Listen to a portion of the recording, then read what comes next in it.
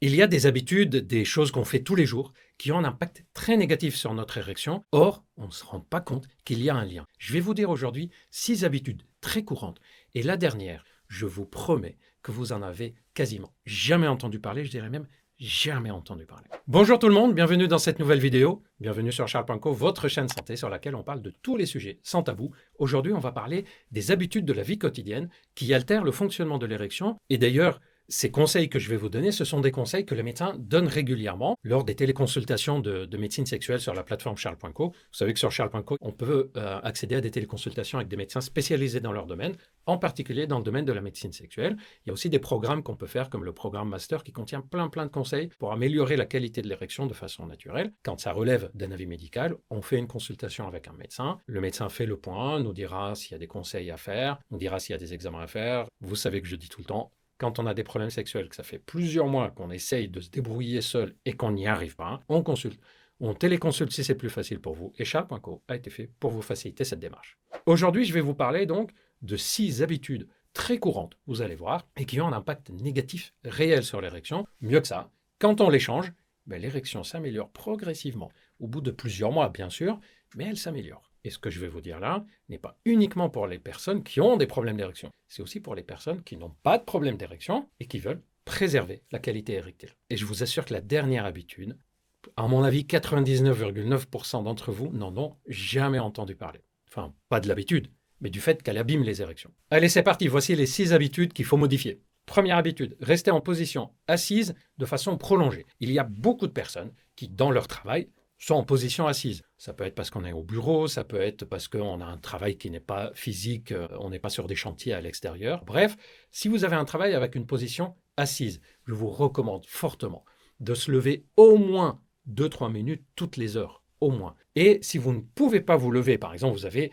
une situation où vous êtes obligé de rester assis 2-3 heures d'affilée dans votre activité professionnelle, au moins bougez le bas du dos. Ne pas rester dans la même position, qui d'ailleurs, je ne sais pas si vous avez remarqué, on s'affaisse un tout petit peu quand on reste longtemps assis, mais de bouger le bas du dos, de bouger le bassin, un peu à droite, un peu à gauche, de mobiliser le bas du dos en particulier. Parce que cette position assise peut provoquer à la longue des petites compressions neurologiques dans le bas du dos, et donc ça peut donner des petits troubles de la sensibilité au niveau de la zone génitale. Ça peut donner même parfois des petits fourmillements, des choses comme ça, un peu comme si on est resté assis, où on a comprimé le coude, mais on a les doigts qui fourmillent. Ça peut donner la même chose, mais sur une intensité beaucoup plus légère au niveau des zones génitales. Et à la longue, ça peut perturber la sensibilité de la zone génitale. Et qui dit perturbation de la sensibilité, dit risque de perturbation de l'érection, puisqu'on a besoin de la sensibilité pour une bonne excitation. Donc la position assise prolongée, on évite. Deuxième mauvaise habitude, je vais aller très vite dessus parce que je suis sûr que vous la connaissez, c'est le tabac. Je me permets de le rappeler parce que c'est une des pires habitudes pour les érections. Année après année, les artères fatiguent et le sang ne rentre plus correctement dans le pénis. En plus de toutes les conséquences sur la santé, sur le cœur, les cancers, etc. D'ailleurs, si vous voulez connaître les conséquences du tabac sur notre santé, allez voir les vidéos que je vous ai déjà faites là-dessus. Et surtout, faites ce qu'il faut pour diminuer, arrêter le tabac. Troisième mauvaise habitude, le mauvais sommeil. Et là, on parle de 2 choses.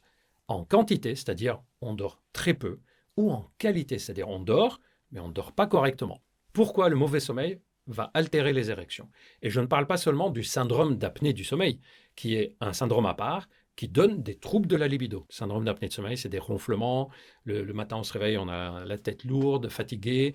L'après-midi, on a des gros coups de barre. Ça, c'est le syndrome d'apnée de sommeil. Là, on parle d'une mauvaise qualité de sommeil ou manque de sommeil. Qu'est-ce que ça va donner comme conséquence? C'est dans les phases de sommeil profond, et surtout paradoxal en fait, ce qu'on appelle le sommeil paradoxal, qu'il y aura les érections de la nuit du matin. Or, ces érections-là sont indispensables pour le bon fonctionnement mécanique de notre pénis. Si on a beaucoup moins d'érections la nuit et le matin, on va forcément commencer à avoir des problèmes d'érection lors des rapports sexuels, parce que le pénis, en fait, n'a plus... C'est une sorte de garage, vous savez, qui répare la mécanique du pénis la nuit et le matin. Donc, on fait attention à notre sommeil. Et si vous pensez avoir un mauvais sommeil, par exemple, parfois on dort, on a l'impression d'avoir dormi 7-8 heures, et le matin, on se réveille fatigué, comme si on n'a pas bien dormi. Ça veut dire qu'on n'a pas un sommeil réparateur. Allez voir les vidéos que je vous ai déjà faites sur les insomnies ou amélioration de la qualité du sommeil, tout ce qu'on peut faire. Et si nécessaire, vous pouvez même consulter un somnologue ou téléconsulter sur Charles.co. Numéro 4, une alimentation riche en sucre, graisse et sel. Pourquoi ces 3-là?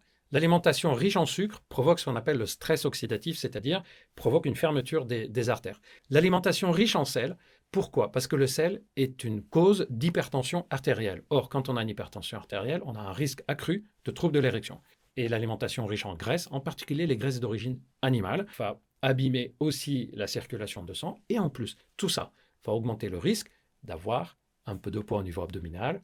Comme vous le savez, je vous en ai parlé déjà dans des vidéos sur la testostérone, les causes du déficit en testostérone et les symptômes. Et je vous ai dit que quand on accumule de la graisse au niveau abdominal, c'est une des causes les plus courantes de diminution de notre hormone sexuelle, testostérone. Qui dit diminution de testostérone, des risques de troubles de libido et troubles de l'érection. Donc, alimentation équilibrée. Numéro 5, le fait de visionner du porno et de se masturber sans en avoir envie. Je vous ai souvent parlé du fait que le problème, ce n'est pas tellement la masturbation ni le fait de regarder le porno, c'est la façon avec laquelle on le fait.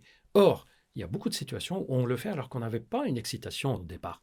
On n'avait pas une envie sexuelle. On le fait parce qu'on s'ennuie, parce que c'est une habitude, parce que c'est devenu un besoin, parce qu'on est stressé, angoissé, on n'arrive pas à dormir, etc. Or, dans ces cas-là, il n'y a pas à la base un élan, une excitation sexuelle. Quel est le problème dans ce fonctionnement-là? Le problème, c'est que si on le répète, le corps et le cerveau vont s'habituer que pour avoir une érection, il faut d'abord visionner ou il faut se masturber.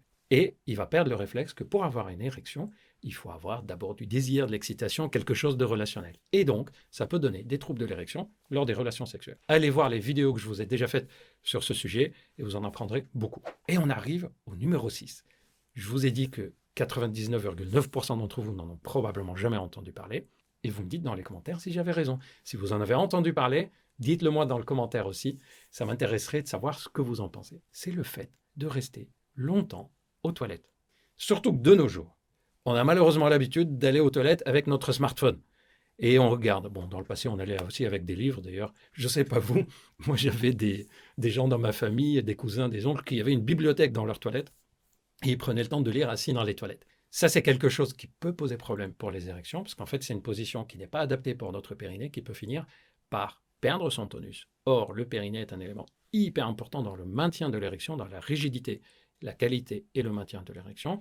Mais si le sujet vous intéresse, je vous ferai, promis, une vidéo spécifique sur toutes les conséquences négatives sur notre santé, y compris sur le plan sexuel, en lien avec le fait qu'on reste longtemps assis sur les toilettes. Et d'ailleurs, au fait, est-ce que vous savez ce qu'on appelle longtemps assis? Je vous le dirai dans la vidéo qui va arriver. Vous me dites dans les commentaires, est-ce que vous restez très longtemps aux toilettes ou est-ce que vous avez déjà remarqué que le fait de rester très longtemps, ça vous a provoqué des problèmes et vous avez changé cette habitude? Voilà, j'espère que cette vidéo vous a plu, que vous avez appris des choses.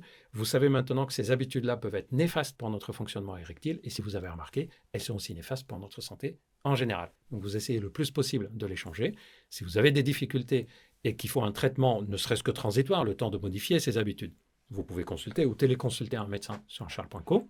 N'hésitez pas à aller voir les autres vidéos faites sur ce sujet.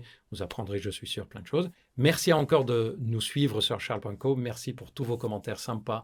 Merci de faire de cette chaîne une énorme chaîne de santé. C'est grâce à vous. Et moi, ça m'encourage à faire encore plein de vidéos. Donc, je vous donne rendez-vous très bientôt pour d'autres vidéos sur plein d'autres sujets, pas que la sexualité. Prenez bien soin de vous et à très vite.